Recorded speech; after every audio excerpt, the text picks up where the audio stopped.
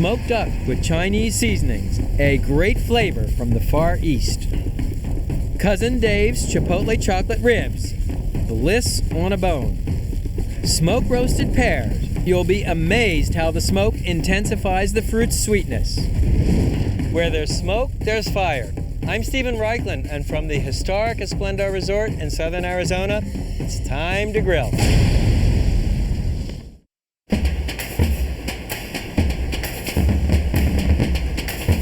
Spice may give barbecue character, but smoke is its heart and soul. What you may not realize is how universal smoking really is. Today, I'm going to show you how the Chinese smoked duck and how Mexicans smoke ribs with chocolate and chili. I'll even show you some smoke-roasted pears for dessert. The first time I saw a duck smoke with tea, I thought, man, this is really cool. I mean, I come from an American background, wood chips, wood chunks for smoking, and yet the tea and the star anise and rice have a very unique flavor. It's all its own, sort of part of this great family of smoked dishes. First up, the duck. Duck makes a great meat for smoking because the fat in the skin keeps it so moist. Start by placing a whole scallion and a slice of fresh ginger and some crushed garlic in the cavity. Next, fold the wingtips under the front of the duck. Take about 30 inches of trussing string and plump the legs back and fold in the tail. Then bring this trussing string under the tail and use it to tie the legs to the back of the duck. Then loop the string over the legs and under the wings and turn the duck over.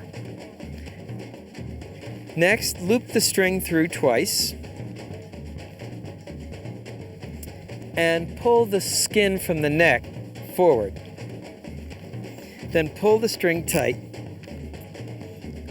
tightening the neck skin, and tie it off with a simple knot.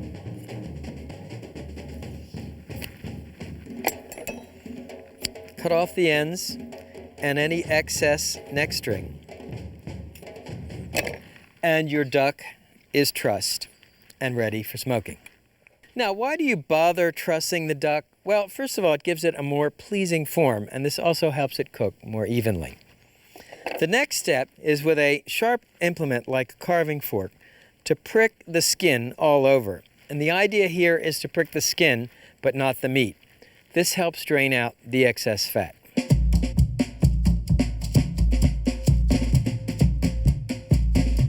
Now, the marinade.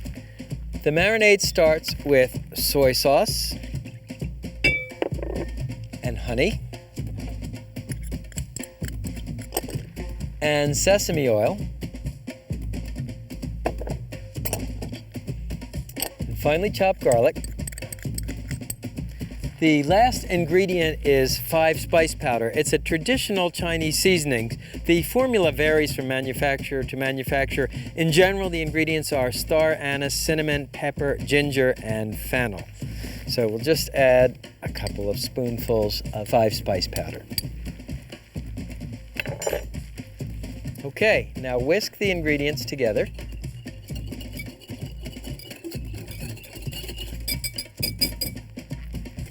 And pour them over the duck.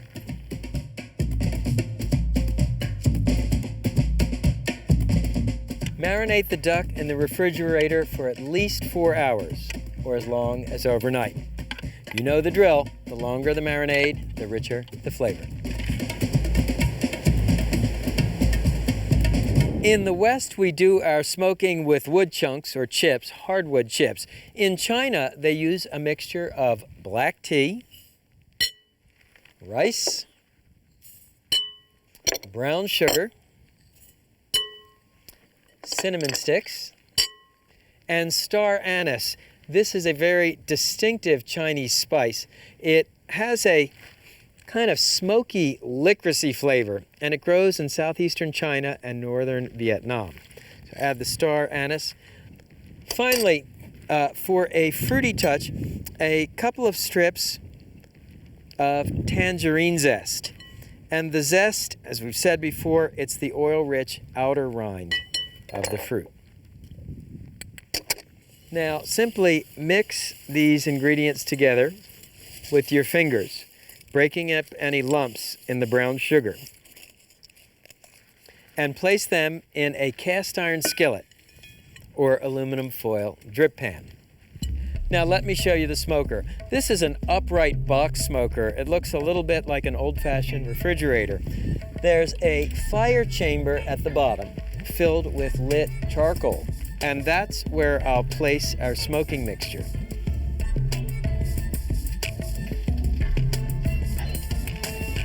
The top section is the actual smoking and cooking chamber. You can see there's a drip pan at the bottom. You want to fill that with water.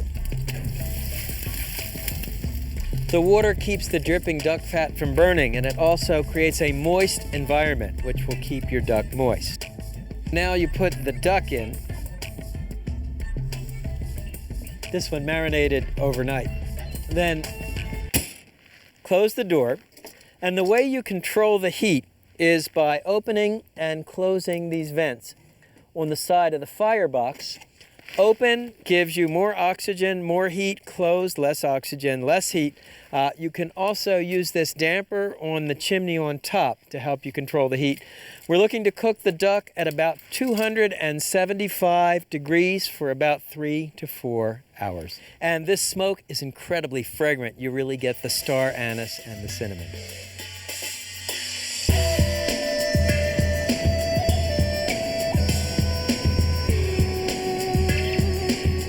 Well, it's been 3.5 hours, and the duck looks beautiful.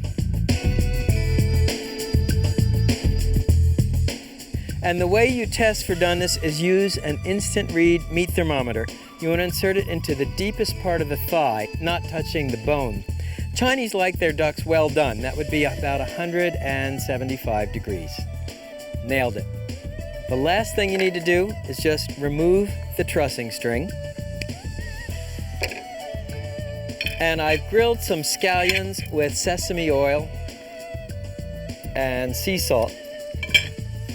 And finally, you can sprinkle with a little tangerine zest. Okay, let's see how we did.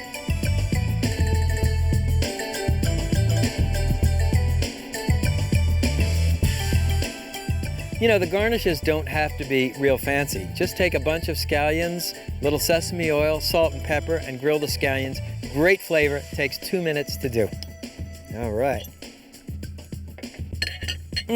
That is incredible. And if you're used to the American hardwood smoke flavor, this star anise cinnamon rice tea smoke will come as a revelation. Chinese smoked duck, because sometimes to get a great smoke flavor, you have to go halfway around the world.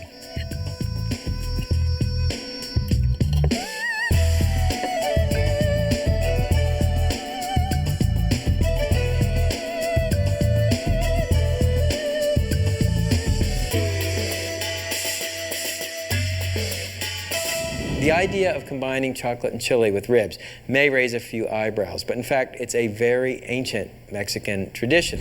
The recipe for the ribs actually comes from my cousin David Raichlen, who's a professor of anthropology at the University of Arizona in Tucson. I find it absolutely extraordinary in my family that, you know, there's not one but two Reichlens who have kind of found this passion for barbecue. Chocolate may seem like a strange flavoring for pork ribs, but centuries ago the Aztecs combined it with chiles to make sauces and even hot chocolate. The combination lives on today in Oaxaca's famous mole. That's the inspiration of our next dish, Cousin Dave's chocolate chipotle baby backs. And it all starts with the most tender and best marbled cut of all, the baby back rib. Now, the baby back is actually cut from right next to the backbone. We have a saying, high on the hog. Generally, the cuts of meat that came highest up on the hog were the most tender and the best marbled. The first thing you want to do is remove the membrane. Technically, it's called the pleura. Many times when you buy ribs, it will be removed, but if not, simply pry it off with your instant read meat thermometer. These ribs, in fact, have had the membranes removed. Step number 2, the marinade. The marinade starts with finely chopped onion and canned Chipotle chilies, 1 for baby hot, 2 for medium hot, 3 for wicked hot, and 4 for the ultimate Primal grill hot. Chipotles are smoked jalapeno chilies, and by the way, they come available both dried and canned. This is one of the rare instances where I actually prefer a canned food because the chilies come in a spicy sauce called adobo. Next, add finely chopped garlic and chopped fresh cilantro. And hold back a little bit for garnish. And Mexican chocolate or bittersweet chocolate, finely chopped. Next, add lemon zest, that's the oil-rich outer rind. Remove it with a vegetable peeler.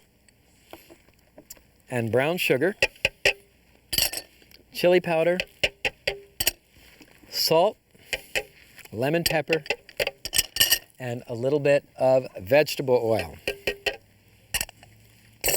We are not talking here about a mild-mannered seasoning. Puree these ingredients to a paste, which might be described as liquid hellfire.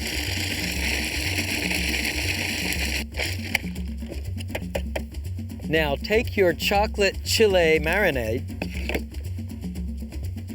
and spread it over the ribs on both sides. So who is Cousin Dave? He's the other barbecue Raichlen. Actually, by day, he is an anthropology professor who teaches just up the road at the University of Arizona in Tucson. He put himself through graduate school by catering barbecue events.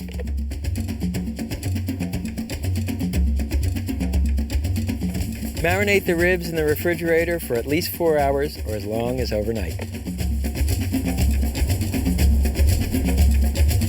There are 2 things you need to know about before we fire up the smoker. First of all, your chimney starter. Use this for lighting the charcoal. I have natural lump charcoal here. You can see it actually began as a tree. And the way the chimney works is you place either a piece of crumpled newspaper or a paraffin fire starter underneath the chimney. Obviously, this would be in the smoker.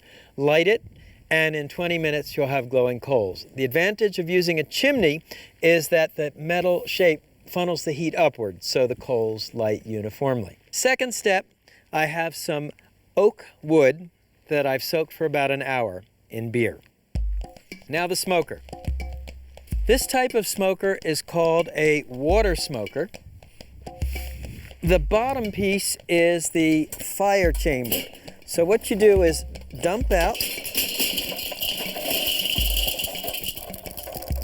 your lit charcoal. Next, put in place the actual smoke chamber. It's a cylindrical piece that fits like this. And what I'll do is I'll open this door here so you can see what I'm doing. Now the reason it's called a water smoker is you place a large water bowl in the center of the smoker and you actually fill it with water. Or once again, you can use beer. The first cooking rack goes right over the water pan, and the second rack goes at the top of the smoking chamber. Let me get the ribs. When you put the ribs on, always make sure the concave side, the rounded side, is up. That way, as the ribs cook, the melting fat will baste the meat. Now, I also have a batch of charros, Mexican barbecued pinto beans. The recipe is on our website. We'll smoke the beans as well. Take a couple of your soaked wood chunks and place them on the coals. And when you do so, don't drop them from up high because you'll stir up ash. You actually want to lower the chunks right on the coals. Then close the door and place the lid on the smoker and adjust the vent holes open at the top, open at the bottom to obtain a temperature of about 250 degrees. Cooking time for these ribs, about 3 to 4 hours. If it gets too hot, just simply close these vent holes a little bit. And what you'll need to do every hour is replenish the charcoal in the wood, opening up this door to do so.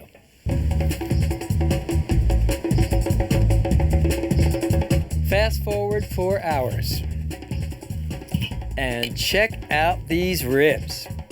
So how do you know when your baby backs are cooked? Well, baby backs come with what I call a pop-up thermometer. That is when the meat has shrunk back by about 1/4 of an inch from the end of the bone.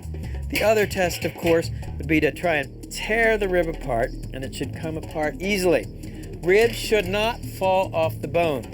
A fall off the bone rib has likely been boiled, and that to me is barbecue heresy. Cut them into 2 bone portions and take a look. Do you see this reddish pink subcutaneous layer? The pros call that the smoke ring. I call it the red badge of honor. When you smoke your ribs properly, this is the result.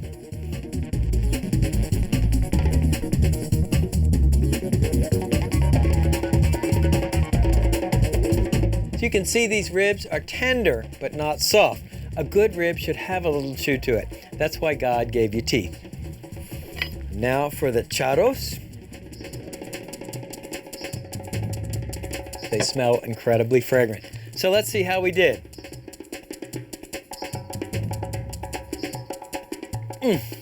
This is bliss on a bone. From David Raichlen to Stephen Raichlen to you, it's Cousin Dave's Chipotle Chocolate Baby Back Ribs.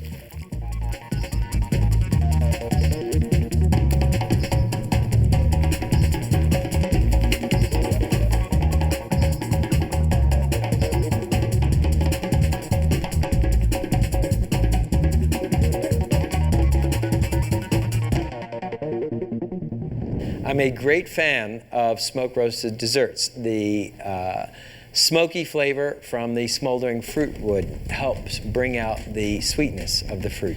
Use the right amount of wood smoke and you bring out the fruit flavor. Use too much wood and you overpower it.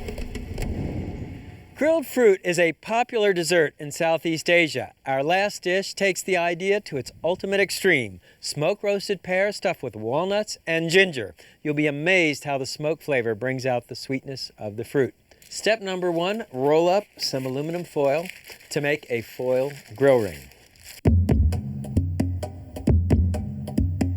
Step number 2, take a ripe Anjou or Comice pear and with a paring knife, cut off the top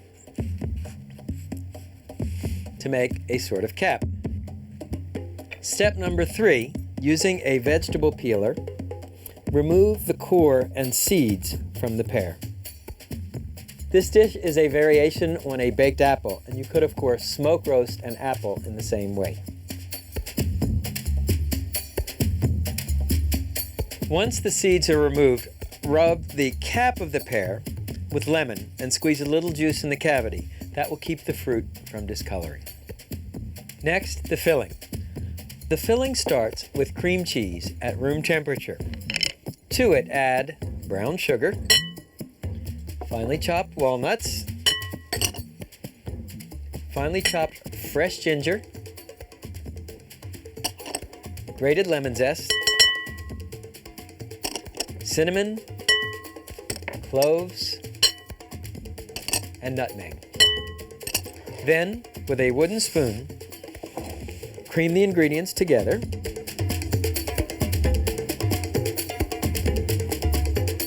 Once the ingredients are blended, you can add a splash of rum.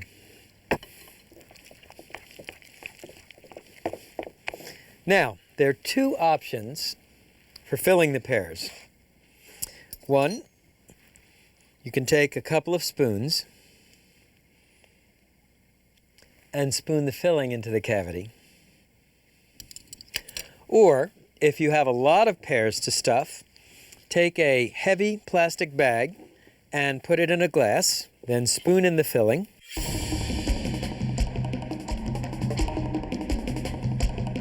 and squeeze the filling to one corner. Then cut off the tip of the corner and squirt the filling into the pear. It's sort of a rudimentary pastry bag. Then put the caps back on, and the pears are ready for smoking. Let me show you how to set up the grill. So I've lit a chimney starter's worth of lump charcoal. And what you want to do is set up the grill for classic indirect grilling. That is coals in the sides and place the grill grate on the grill.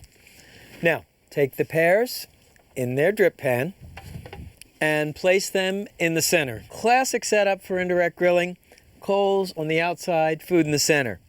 Now, last of all, to generate wood smoke, I managed to find some pear wood chips, which I have soaked in water. Place a handful of chips on one mound of coals and a handful of chips on the other. Then cover the grill, and you want to set it up so that the vent is in the center between those mounds of coals, so the smoke is drawn evenly over the pears and then out the vent hole. That's all there is to it. Cooking time, about an hour at 350 degrees.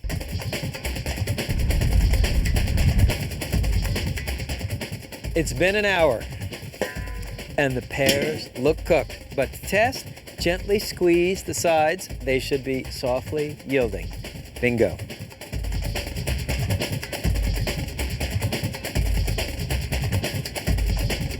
Unlike some of our meat dishes, you don't need to let this one rest.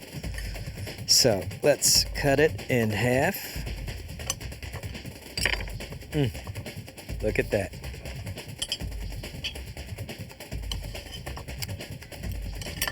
The combination of pear, walnut, and ginger is fantastic.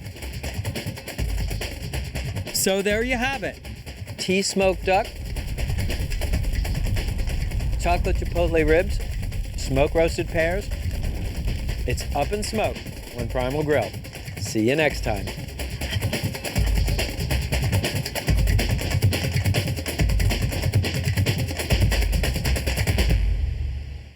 Spice may give barbecue character, but smoke is its... Chocolate may seem like a strange flavoring for grilled fruit is a... Our next dish, sorry, our last dish. This dish, I'm probably gonna need about 8,000 of these.